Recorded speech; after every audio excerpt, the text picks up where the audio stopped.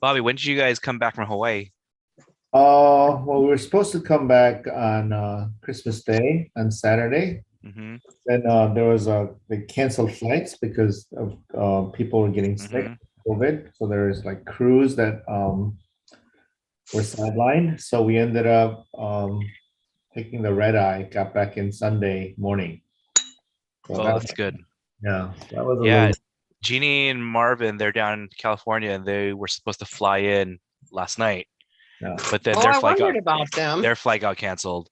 Oh yeah. no. Yeah, so they were able to get on another flight, but they had to fly out of LAX to Las Vegas to here. Oh no. So Oh, wow. they're en route right now. Yeah. Oh, they are still flying? Oh, and they started flying this Oh, morning. wow. Yeah, because the flight last night from Ontario, the direct flight from Ontario to Seattle was canceled. Yeah, that's my concern that whatever the travel right now, yesterday the Katie left for Denver and her flight canceled. Mm-hmm. So she scrambled to find another flight with another airline company. Yeah. And she flew out. Okay, but not only COVID, but many airlines canceling the flights due to the staff shortage. Right. And where is everybody? I know. They're all in their homes, I guess. I mean, imagine that you are in a foreign country and on the way back that flight canceled. I mean, that it's not covered by the insurance or nothing. They say that I will refund, but when you buy replacing ticket, I mean, it probably is 3-4 times more. Yeah.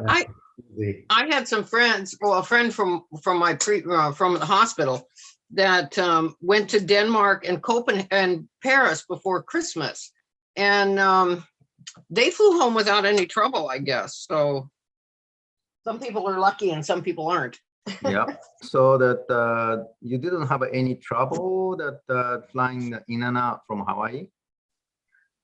We did. Our flight got canceled. Oh, your flight got canceled. So, and then we pushed out our flight later and then put us on a red eye.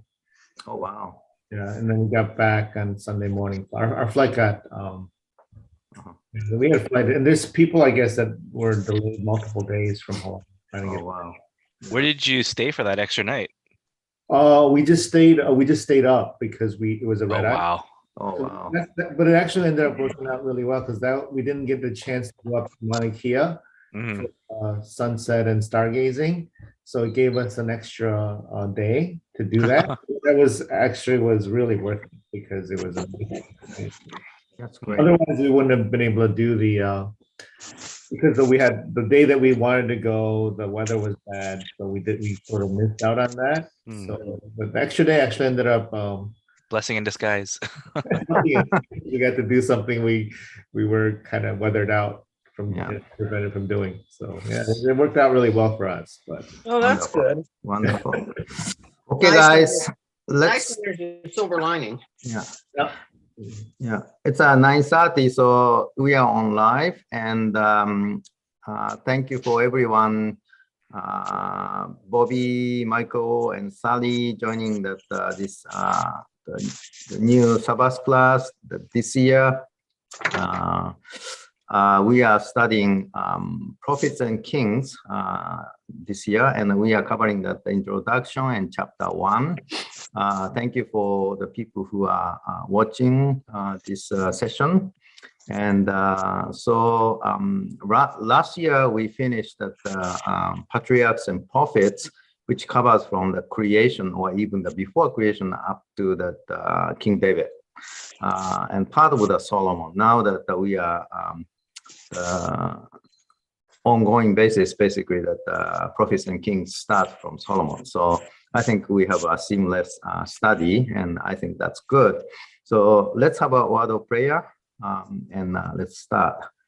Heavenly Father, Lord, praise your name. Thank you for this New Year morning, and also that the Sabbath, the first Sabbath of the year, gathering us like this and studying your words. There are many things happening in the world right now, COVID and war, and of course that the health issues always. But praise your name that you are always with us and guiding our lives. bless this study this year and continue to be our light in our lives. Thank you for your love. In Jesus' name we pray. Amen. Amen. Okay, so Prophet and Kings introduction and chapter 1, today's part. And hold on.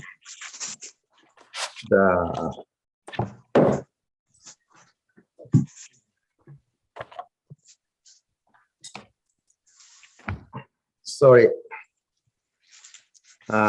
So the introduction title is A Vineyard of the Lord. And chapter 1 is Solomon. Yeah. Okay, so David, although he had many troubles, but God blessed him and established his kingdom. And although he lost the 4 sons, the Solomon took over his kingdom as God, that instructed David. And here we are. And let's jump into the questions. So the first introduction, the introduction covers the kind of a picture, entire history of the Bible from the creation to the time of David. And Ellen White quotes Isaiah 5, and she says God's original plan for Israel is described in Isaiah 5. And according to the passage, what do the following represent? So let me read that Isaiah 5 a little bit so that people who've not read can catch up. Let's see. So it starts like this. Now let me sing to my well-beloved, a song of my beloved regarding his vineyard. My well-beloved has a vineyard on a very fruitful hill. He dug it up and cleared out its stones and planted it with choicest vine. He built a tower in its midst and also made a winepress in it. So he expected it to bring forth good grapes, but it brought forth wild grapes. And now, all inhabitants of Jerusalem and men of Judah, judge, please, between me and my vineyard. What more could have been done to my vineyard that I have not done in it? Why then, when I expected it to bring forth good grapes, did it bring forth wild grapes? Yeah. So, does it sound good or bad? Does it sound good or bad? Yeah. Oh, it sounds good. Sounds good. Which part it sounds good? Well, the choice, the vine, and the first part about the Everything but the result sounds great. Yeah. Pardon? Everything but the result. Oh yeah. Yeah.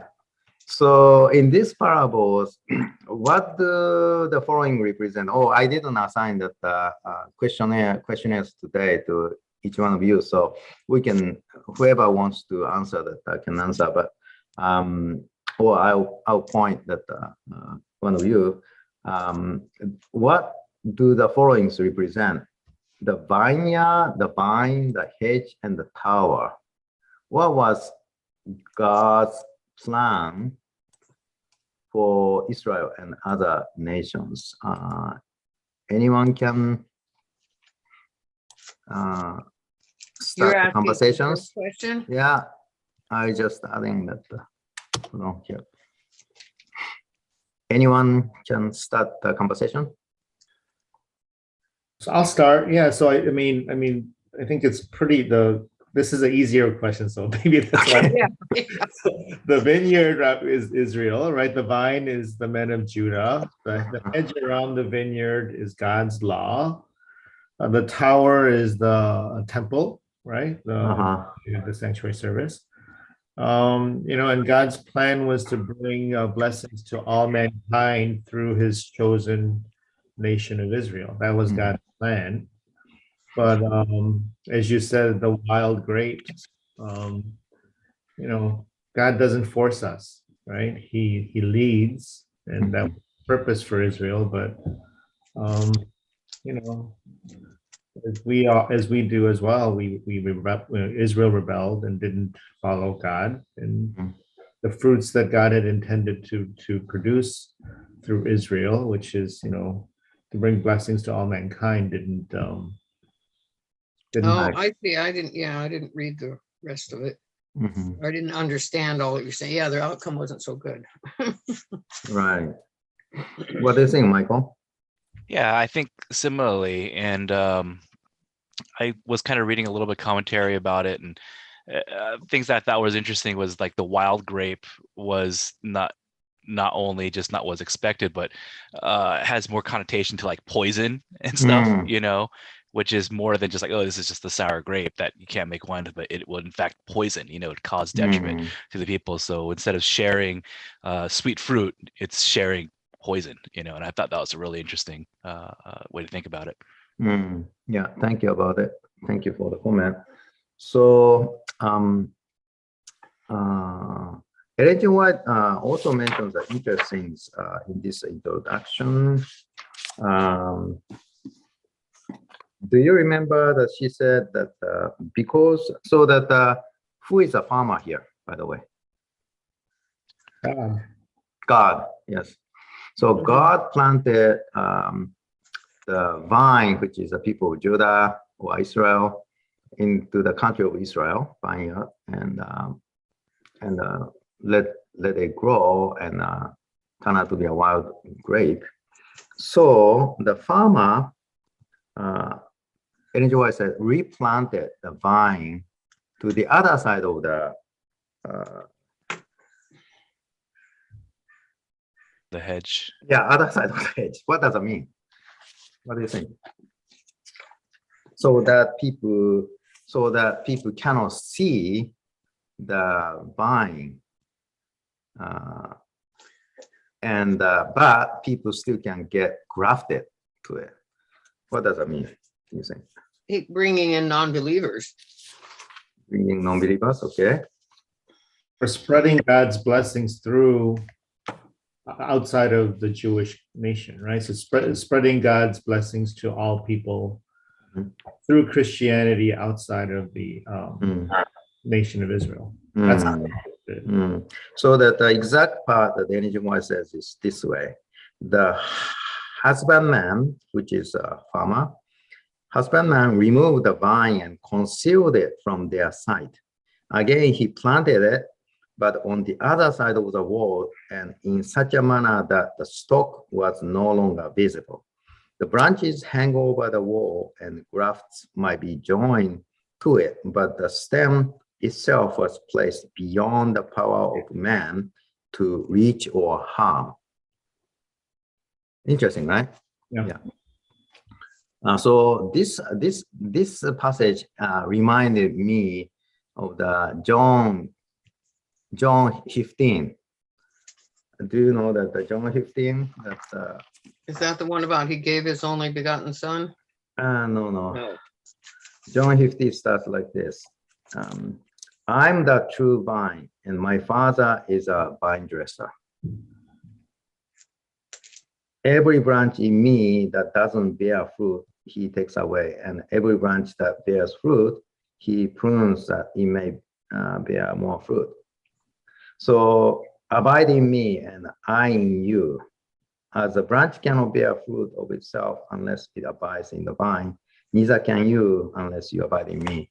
So in a sense that my understanding is that when the country of Israel couldn't perform as a vine, that God actually gave us Jesus and planted him so that we can be grafted.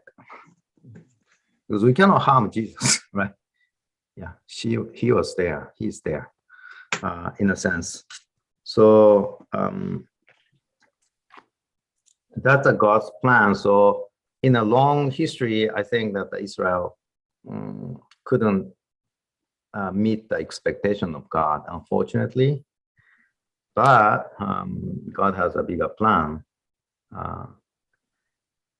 So, well, and and, I think also when I read it, it's, you know, if you go back to what the hedge means in the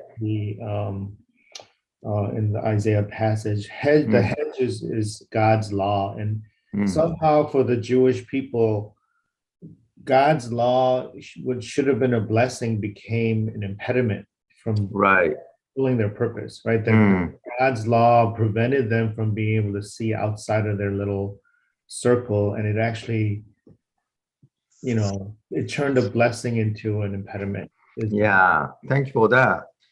I think that that's very true, because if you have a hedge, your freedom is limited in a sense, right? You cannot go out. But because of the hedge, you're protected. Yeah. Oh, so it's kind of, you know, it's kind of the opposite. He put the fence around them to protect them from the outside world. Yeah, I mean, no. Well, I think the hedge was God's law, and that it held them.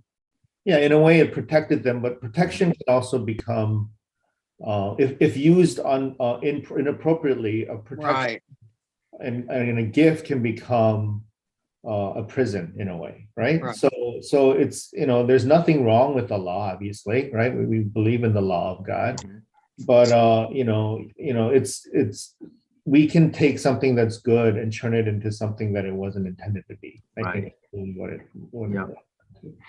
Yep. Thank you for that. Okay. Just one quick comment. Yeah, I just wanted to mention, you know, in regards to having the vine stock on the other side, I think in some ways it's kind of a tremendous blessing to it. You know, it makes me think of the times growing up where our neighbor had this great pomegranate tree, but it was right on the fence, you know, and so the branches would hang over to our side. We didn't have to do anything to take care of it, you know, to fertilize it, to water it or whatever, but we could benefit from like the fruit of it as well, you know, and so it kind of like, it took a lot of the onus of managing the vine, the stock of the vine out of our hands. So it was just a lot of benefit, but at the same time, it was interesting because it said that it was available not only to enjoy the fruit, but also to build a graft, you know, to add to it and to build on it and know that you've got like a strong foundation on the other side that you didn't have to worry about. And that kind of struck me. Sure. Yeah, I'm into that. Learned a lot. Yeah. So let's move on to the next question. I'll posted the next question here. Hold on. Yep. So we are also a keeper of God's vineyard. So we just looked at Isaiah 5, and people are buying tree, right? It was. And the country of Israel was a vineyard. And the hedge was a law, and the tower is what? Temple. You said, yeah. And God is a farmer. Now that we are also a keeper of God's vineyard, this concept is actually that many times mentioned in parables by Jesus. Jesus actually used the vineyard as a part of the parables in several places, and this Matthew 21:16 is one of those. What are our responsibilities and duties? Please read the Jesus parable in Matthew 21:16. Any additional thought? So I didn't mention here, but for example, Matthew 21:28-32. I will read it. Matthew 21:28-32 mentions like this. Okay. But what do you think? A man had 2 sons, and he came to the first and said, "Son, go work today in my vineyard." He answered and said, "I will not." But afterward he regretted it and went. Then he came to the second son and said, likewise. And he answered and said, I go, sir, but he didn't go. Which of the two did the will of his father? This is one. And also in the same chapter, like this. Here another parable. There was a certain landowner who planted a vineyard and set a hedge around it, dug a wine press in it, and built a tower, just like Isaiah 5. And he leased it to vine dressers and went into a far country. Now when vintage time drew near, he sent his servants to go to the vine dressers that they might receive its fruit. And the vine dressers took his servants, beat one, killed one, and stoned another. Again, he sent other servants more than the first, and they did likewise to them. Then the last of all, he sent his son to them, saying, they will respect my son. But when the vine dressers saw the son, they said among themselves, this is heir, come, let us kill him and seize his inheritance. So they took him and cast him out of the vineyard and killed him. Therefore, when the owner of the vineyard comes, what will he do to those vine dressers? These are the kind of parables Jesus mentioned. What is saying that, so if we are keepers and vine dressers and laborers sent to vineyard, what our responsibilities and duties?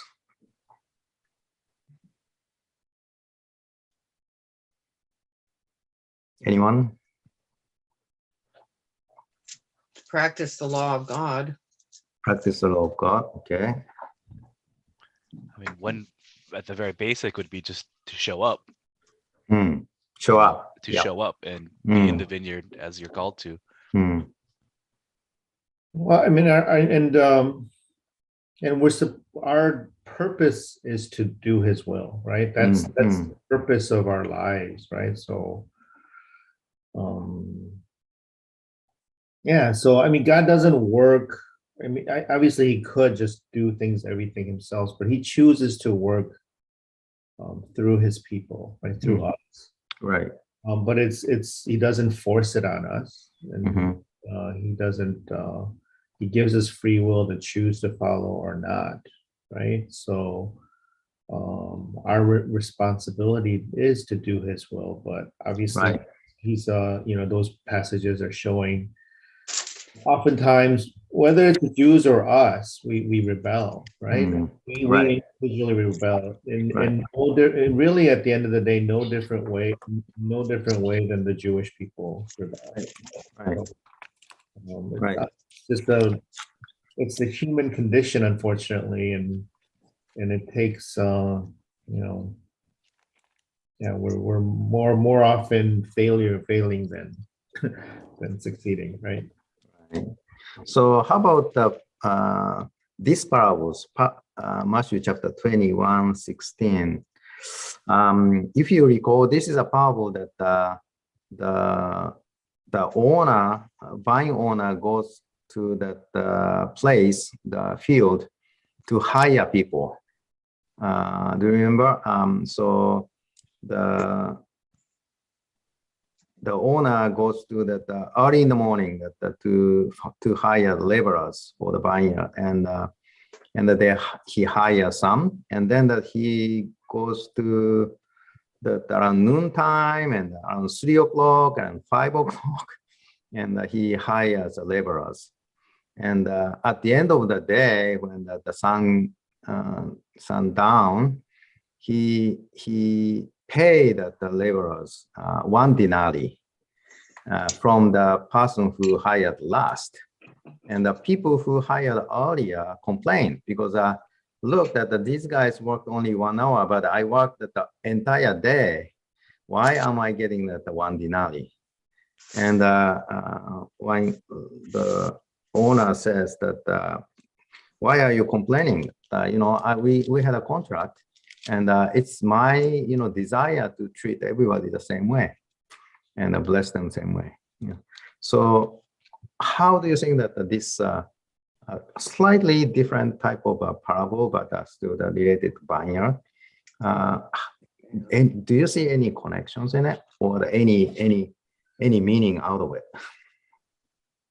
Well, I wrote down, I'm not understanding all of these as well as I should, but I wrote down it's never too late to come to God. Yes, that's definitely one message, because all these parables that the Jesus says, so the last will be first and the first last. That's right. Yeah. For many are called, but few chosen. That's the message.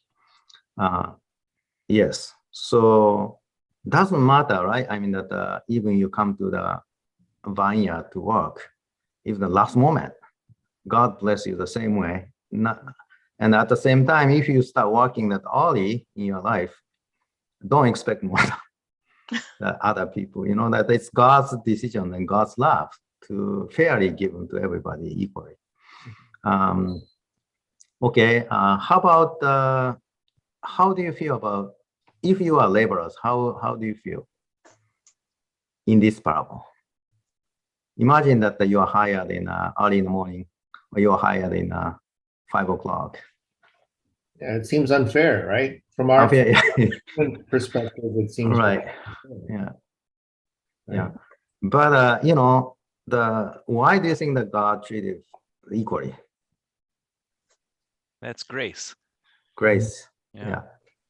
I mean, it's funny because, you know, if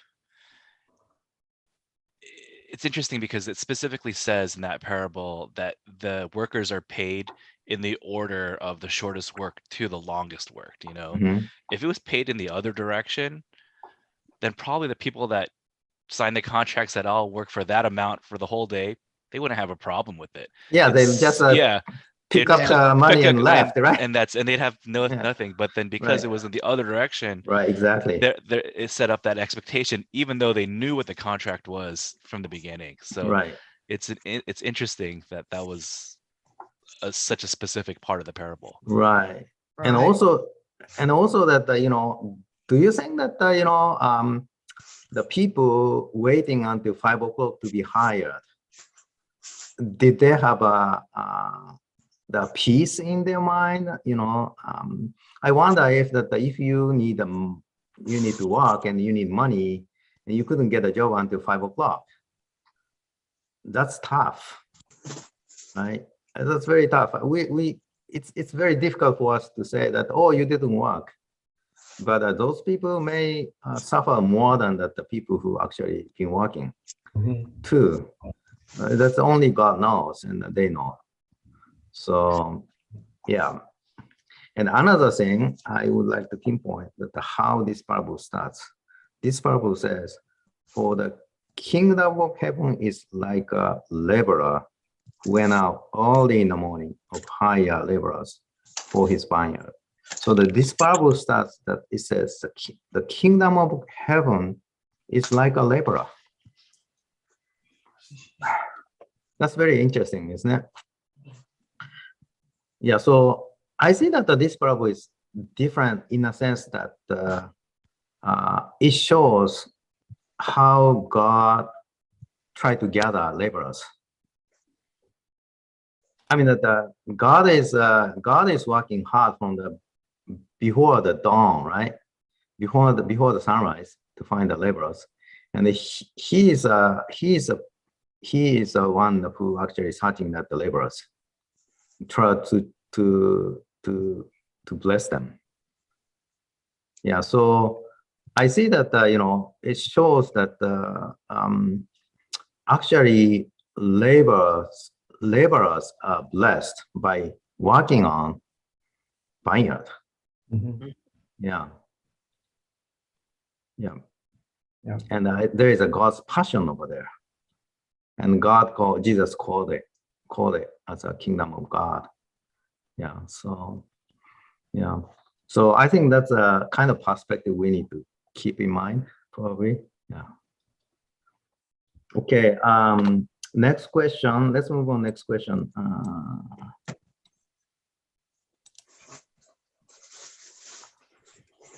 You are. So EGY said in the teachings of prophets, Jewish prophets. God's love for the lost race and his plan for their salvation are clearly revealed.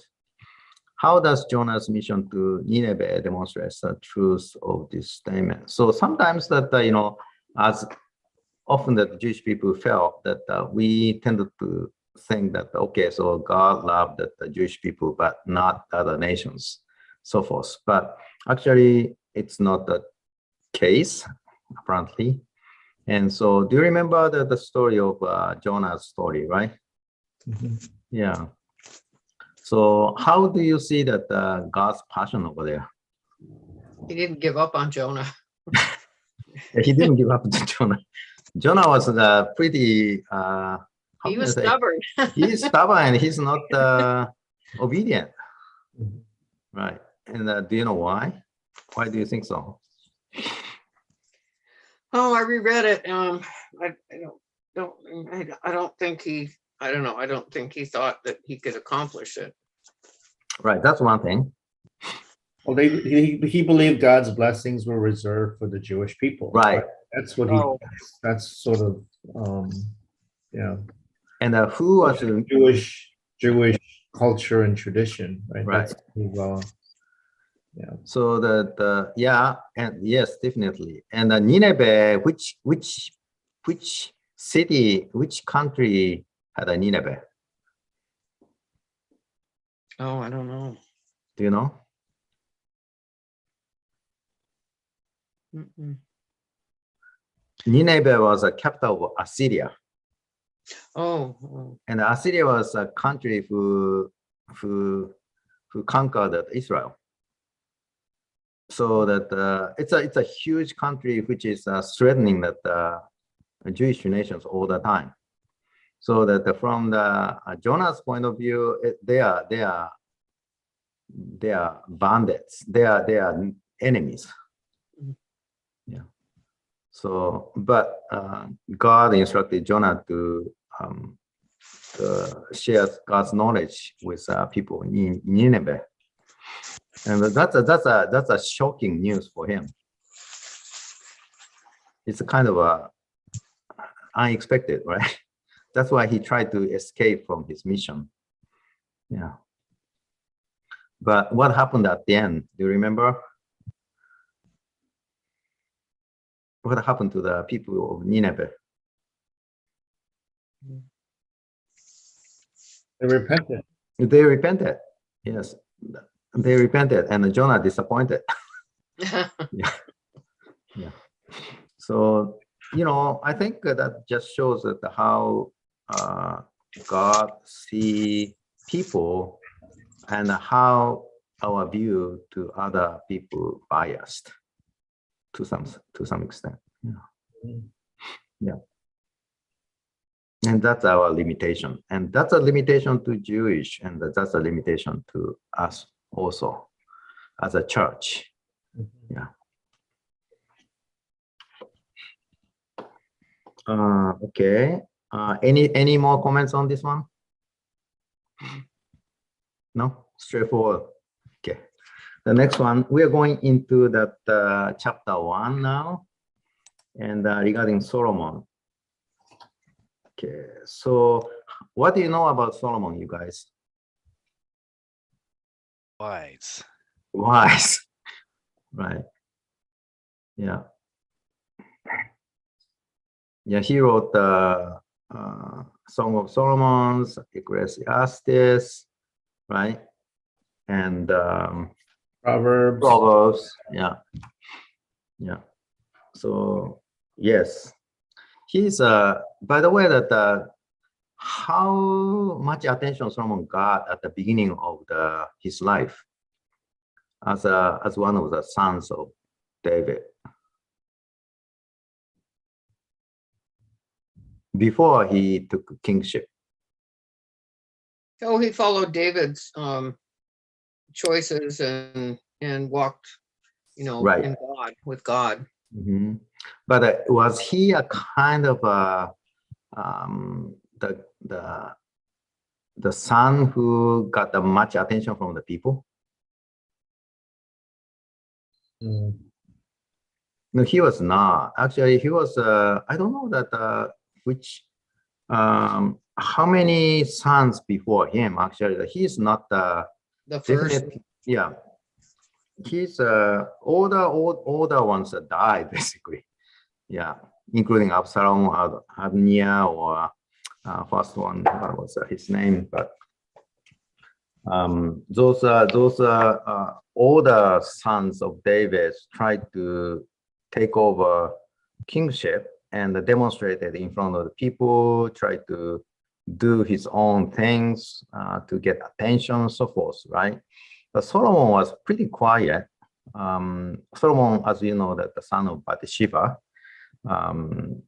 who at that time they were married, but originally their relationship started wrong, right? Because David killed Bathsheba's ex-husband Uriah, and had an affair, and then the first son died, but Solomon survived.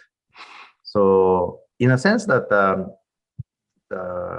he's not a mainstream, but when God told David that he will be the next to you, and it's kind of God's instructions at the time of the birth. So I think there is a God's intention over there, but he was not a human perspective. He was not the son of David who got huge attention from the public at the beginning. So this Solomon took over the kingship.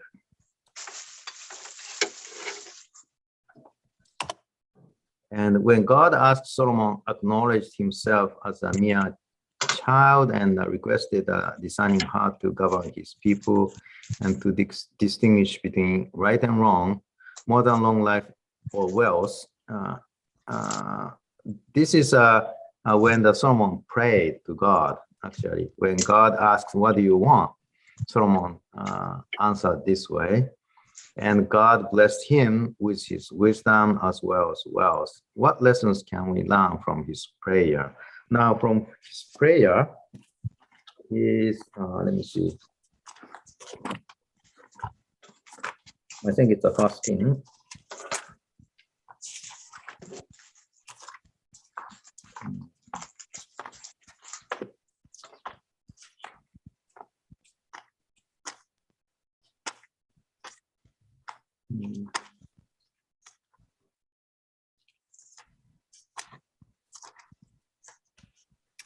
First King chapter 3. In Psalms? No, First King. Oh, first. First Kings chapter 3. And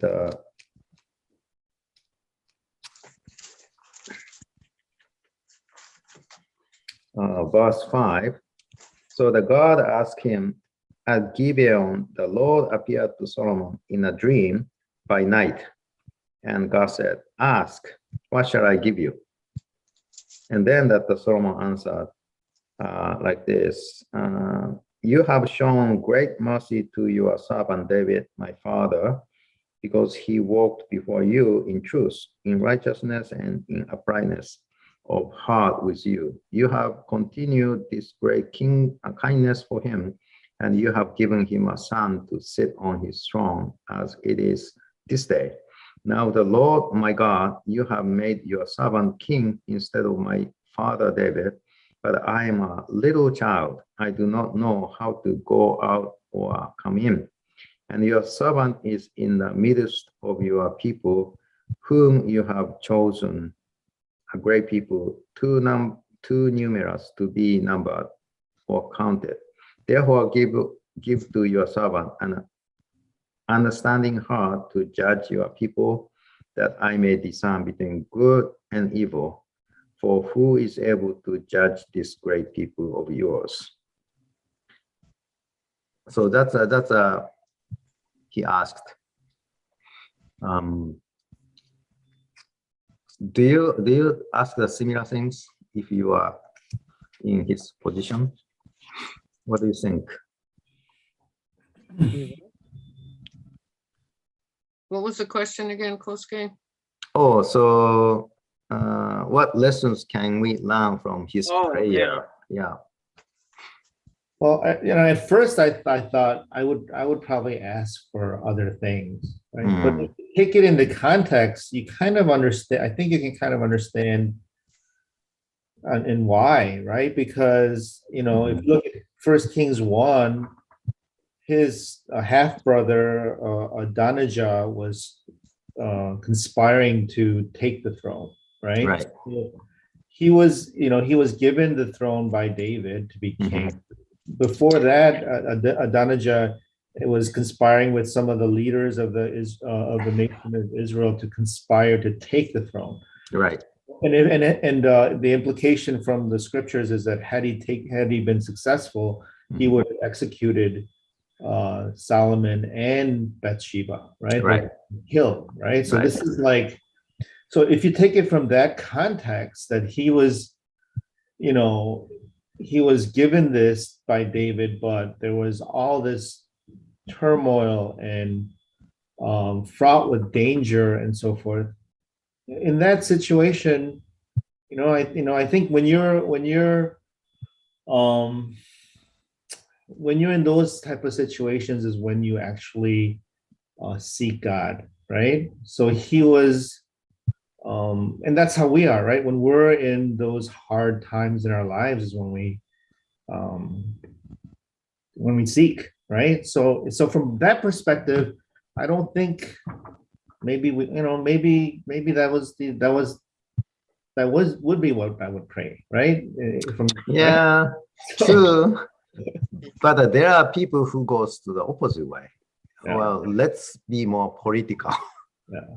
Let's try to, rule more human wisdom. Yeah. That's true. Yeah. Yeah.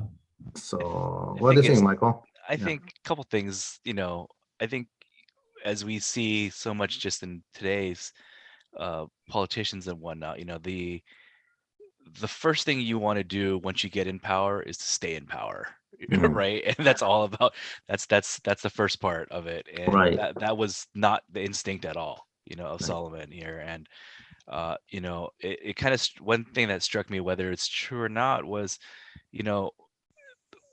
it makes me think of when I first got out of dental school.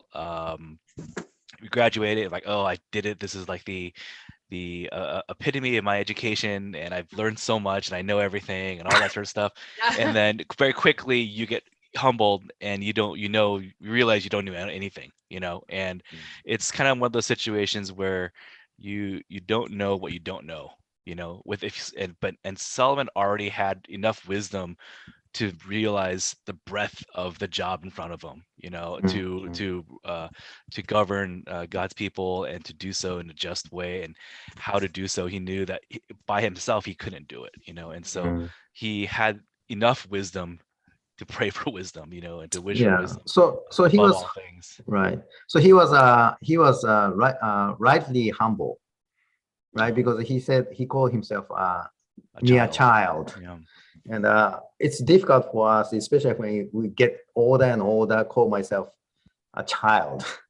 Right. Right. But I think that should be the way, probably, all the time for us, in a sense. I mean, there are so many things we don't know, so many things we make, so many mistakes we make. And, we should present ourselves to God. We are still mere child. Forever mere child in that sense. Yeah, kind of things. What do you think, Sally? The same. I think it's coming to God as a child, that you really don't know anything, and giving everything to him, Right, to help us go the way. okay. Yeah, so let me yeah, thank you. Let me read this Bible verse. So this is from Proverbs chapter 1:7. It says, fear of the Lord is the beginning of the knowledge. Fear of the Lord is the beginning of the knowledge. Why that the fear of the Lord comes before the knowledge?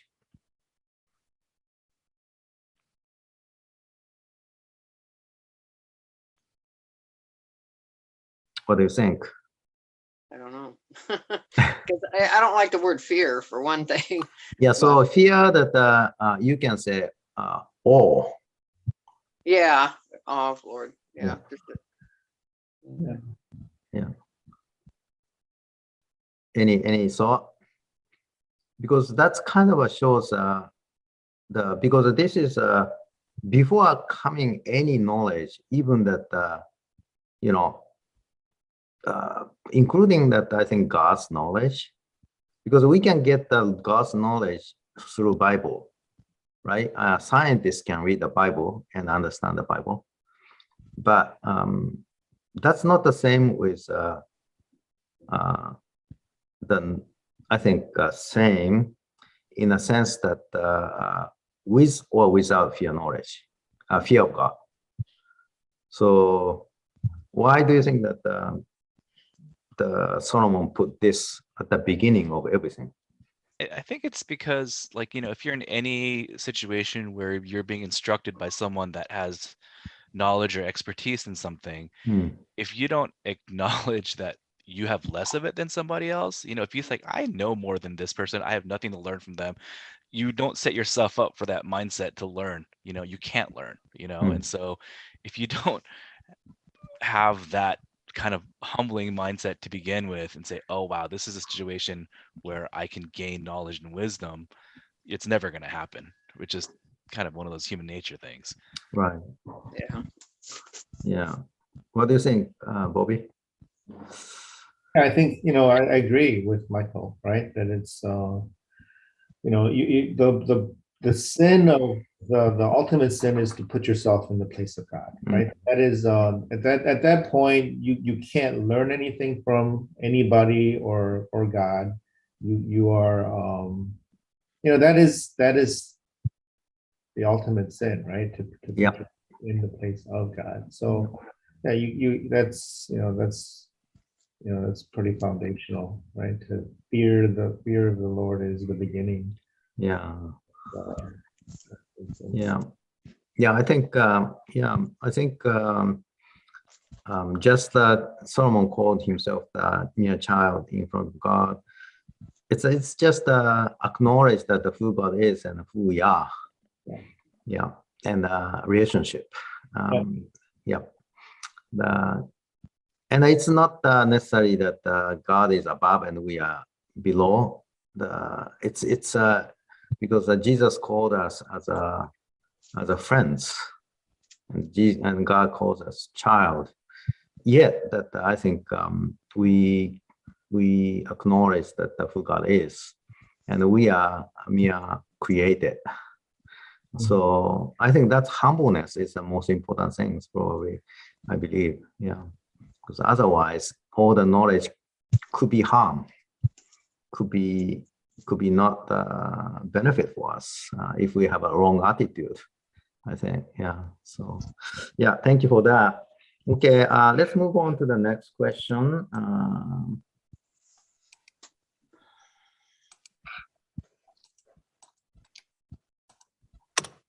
Okay, Psalm 72 is a prayer by David for his son Solomon. His prayer came true, and Solomon and his kingdom was blessed with abundance of reputation and wealth. 1 King 10. How could Solomon take advantage of God's blessing for his mission? What could be potential danger that he might have? Now, just reminding you that at the time of Solomon, that the kingdom of the Jew got the biggest territory, basically, right? I mean that not exactly, but almost the largest territory, end of David and at the beginning of Solomon. Even that covering that kingdom of Edom and Ammon and Moab. So it's huge. And he got, did you guys read that 1 King 10? It's a story of the Queen of Sheba visiting the Solomon part. But Solomon got so much so much wealth coming to him, and he accumulated so much reputation and wealth. So if you read that First King 10, I cannot read all of them, but he got every day 666 talent of gold every year. Is this every year? Maybe. Every year. And basically, he received that all the tributes and the gifts and horses, chariots, gold and silver. And the Bible said at the time of that Solomon, he didn't care about silver. Everything is gold. And all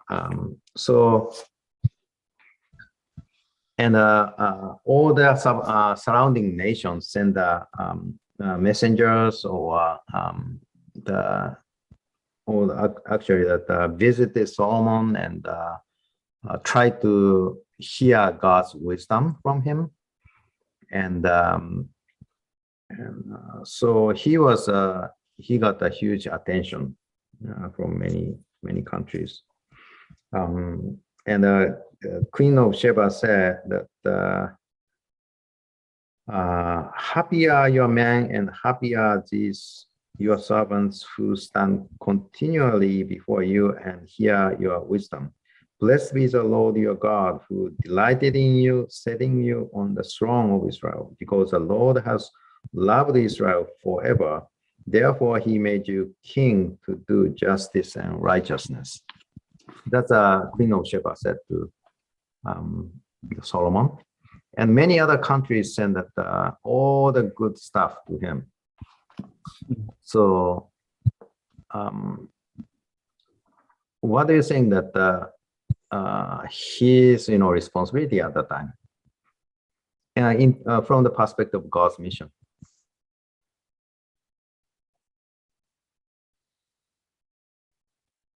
I mean, God blessed him with all these things so that he could lead the nation of Israel to be a blessing.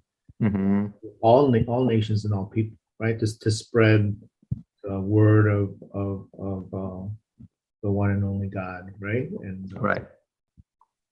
But what I this question is really I think of I feel like it's how do you guard against success, right? Mm. How do you guard against the natural human tendencies that result from success, right? Because if you look at David, when he was being chased, Saul kill him by Saul, and Saul was trying to kill him, mm-hmm. he was clinging to God, right? Right. And it was only after success and great accomplishment and so forth that he fell, right? Right. That's Sheba. And it's we talk about Solomon, and you look at again pointing back to Kings 1 and 2 when he is at threat from his half brother and then he is clinging to God and is communing with him and so forth, and then it's after the success and after the right. So how do you so we throughout the scriptures it's like how do you guard against success? And I think that's a huge question. I think it's a fundamental question. Imagine that. Okay, so let's imagine you are Solomon. Okay, every day some other countries that diplomats or that the queens and kings and the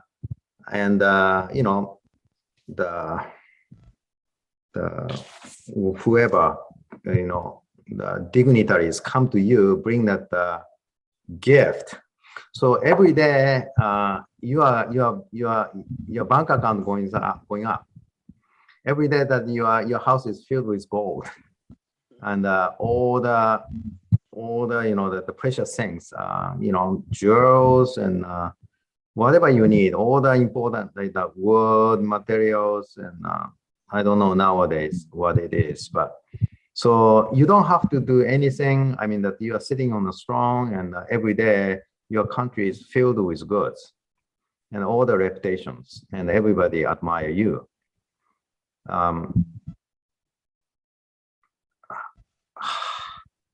What we could do? What you would do?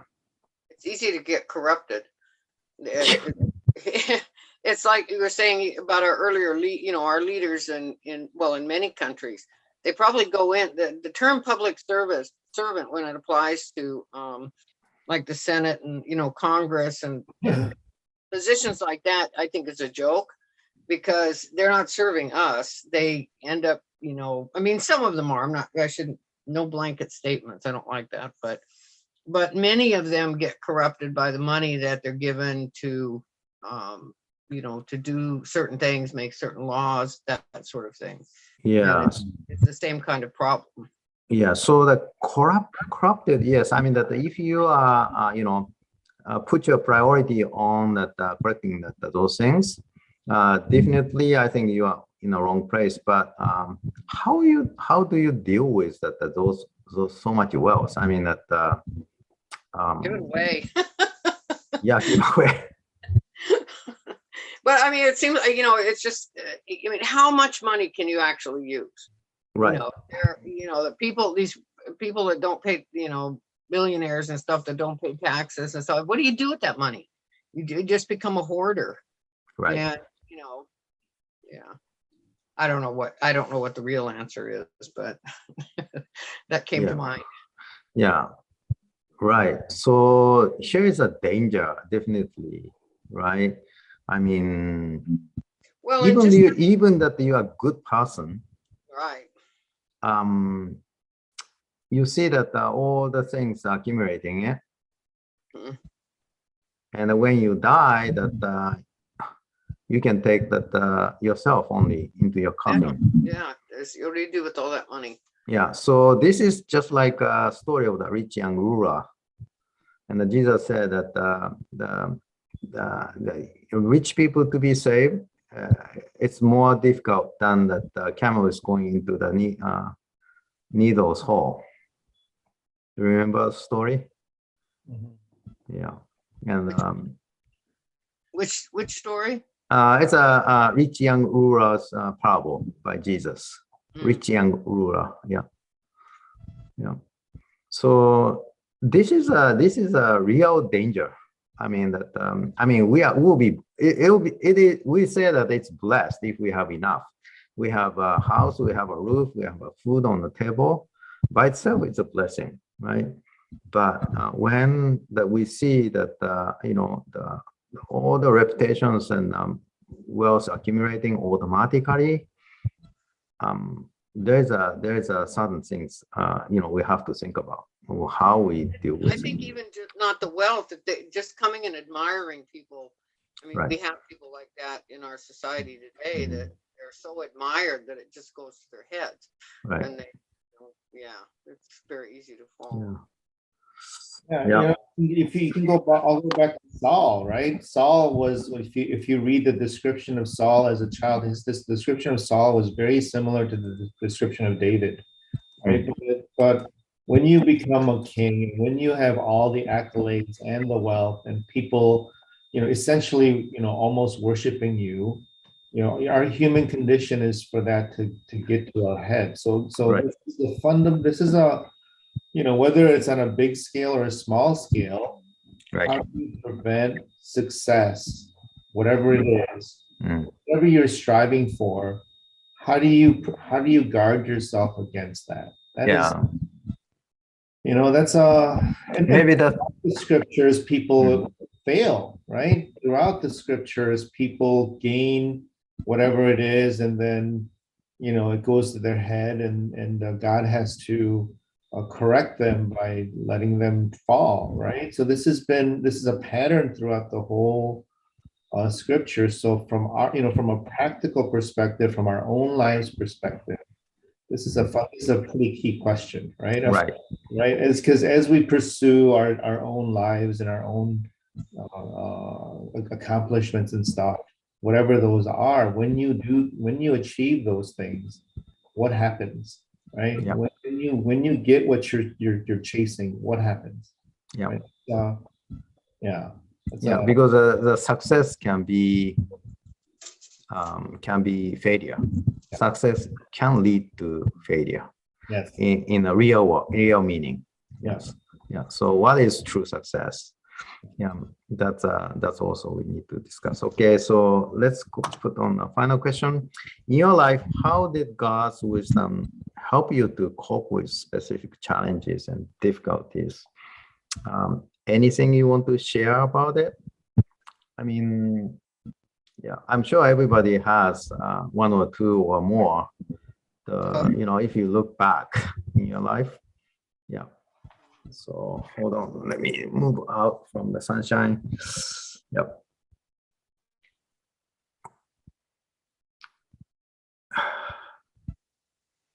For me, that as Bobby said, that hedges,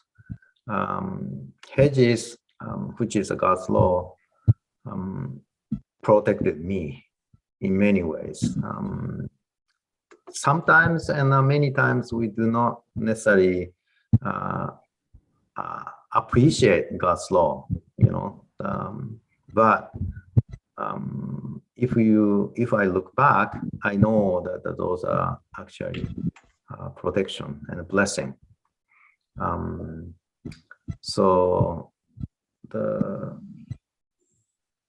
I think that the law is also the wisdom, God's wisdom. Yes. Any comments, you guys? I think I take God as a comfort and a protector too. I've done some pretty dumb things in my life, and yeah, and he's always helped me get clear, and not have anything really bad happen. And I also see him as a comfort. At my age, there's a lot of people gone from my life that good friends and family, and on both sides, my husband's family and my family, and I take comfort that I'll perhaps see them again, and that'll be good. Okay, how about you, Michael? Yeah, I mean, I think just kind of at a lot of different levels, on the small day-to-day things of, working and, managing relationships with coworkers, employees and stuff like that. And the small micro things like that, where you're able to just feel a little frustrated and just kind of pray for some guidance, and whether it comes from people that or and love and trust, or you read about, or whatever, I think those can all be little things. But even in like the bigger picture, like Sally says, with loss of people that you love, and I think it's just at every level it can impact us. How about you, Bobby? Yeah, so your question was in your life, how does God's wisdom help you cope with specific challenges and difficulties? And is the way I would like to cope is the way I'd actually cope, right? The way you actually cope is like, woe is me, right? When life has challenges and then difficulties. But the way, I think we should try to cope, or I would hope that we grow to cope is to see that it's training, right? Training us to be who we want to be. Okay, thank you. Yeah, and also that I think part of the God's wisdom is given to us is we can always go back to God, anytime. That's a wisdom. If we read the Solomon's prayer later, that after he built his temple, his prayer is basically, if we make a mistakes and if we get lost, let us to go back to you and please hear our prayer. And that's a core message. So I think biggest wisdom maybe that to know and always remember that we can go back to God for his help. So yeah, okay, I think that we passed that time. Thank you for joining, and hope that everybody has a good year this year. And let's close that with closing prayer. Bobby, can you pray for us? Okay. Yep. Right. Dear Lord, we thank you for the Sabbath day, the first day of 2022. And this lesson that you provided us, please be with us as we go our separate ways and spend our Sabbath with you. In Jesus' name, amen. Amen. Thank you so much, guys. And we have worship service at the church 11:15. Please join us. Thank you. Have a good Sabbath. Yep. Sabbath.